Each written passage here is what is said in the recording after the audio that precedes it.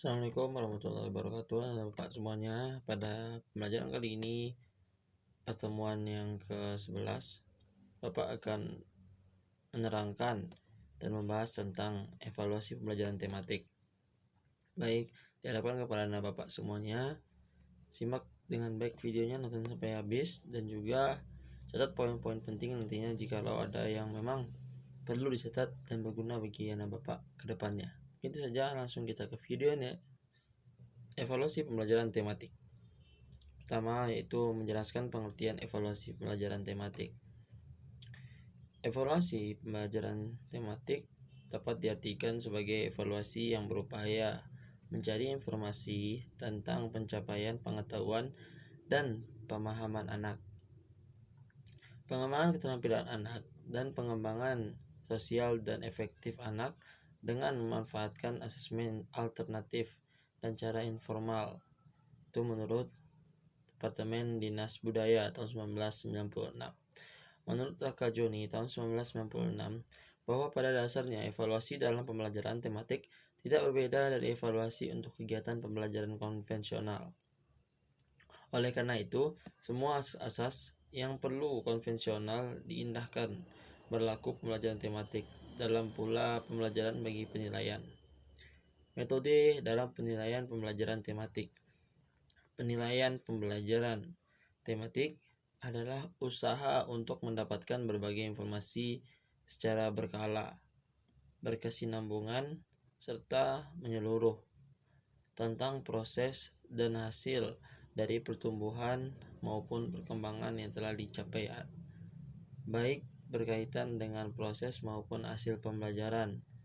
Menurut Hajar, penilaian dalam pembelajaran tematik dapat diartikan sebagai sebuah usaha yang dilakukan oleh pihak sekolah atau para guru untuk mendapatkan berbagai informasi secara berkala, berkesinambungan, dan menyeluruh tentang proses dan hasil dari pertumbuhan dan perkembangan yang dicapai oleh peserta didik melalui program kegiatan pembelajaran tematik.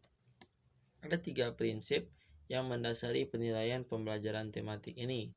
Sebagaimana diungkapkan Rusman, penilaian pembelajaran tematik tidak berbeda dari penilaian dalam kegiatan pembelajaran. Metode penilaiannya, pertama yaitu tes lisan, adalah satu tes yang membutuhkan jawaban lisan siswa.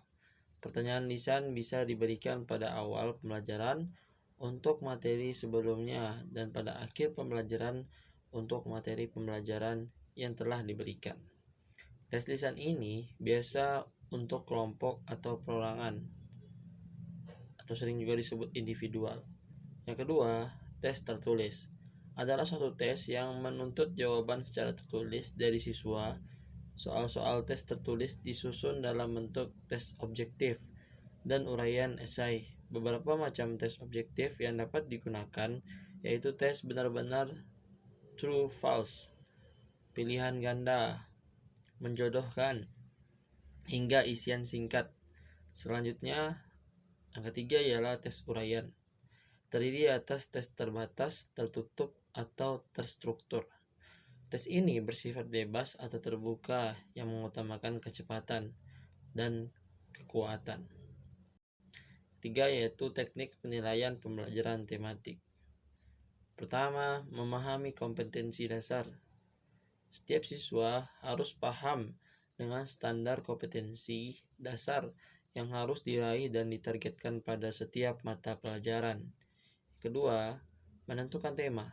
Tema bisa ditentukan oleh guru atau siswa. Pertama-tama, tema berupa konsep kecil yang spesifik, khusus seperti iklim, ibu, harimau, dan sebagainya. Kemudian terintegrasi atau tersambung menjadi tema besar atau umum seperti ekosistem, keluarga, atau hewan. Yang ketiga integrasikan tema dengan kurikulum yang ada. Langkah berikutnya adalah merencanakan tema secara terintegrasi dengan kurikulum. Meskipun begitu, guru harus tetap memperhatikan materi atau konten dari tema. Yang keempat, mendesain instruksi dan rencana ekstrakurikuler Langkah ini merupakan perencanaan sumber pengetahuan di luar kelas untuk pendalaman siswa. Ini biasanya ditunjukkan untuk memberi contoh pengetahuan yang ada di kehidupan nyata siswa. Caranya bisa dengan melakukan karya wisata atau kunjungan ke kebun raya, studi tour, kegiatan grup, dan diskusi. Kegiatan ini bertujuan agar siswa mempunyai perspektif yang luas dalam. Yang kelima ialah memahami tema. Pada tahap ini akan memungkinkan siswa untuk melakukan eksplorasi kreatif pada subjek tema. Mungkin itulah pembahasan kita pada hari ini. Semoga dapat berguna dan dapat diterapkan bagi anak Bapak semuanya. Akhir kalam, Bapak ucapkan wassalamualaikum warahmatullahi wabarakatuh.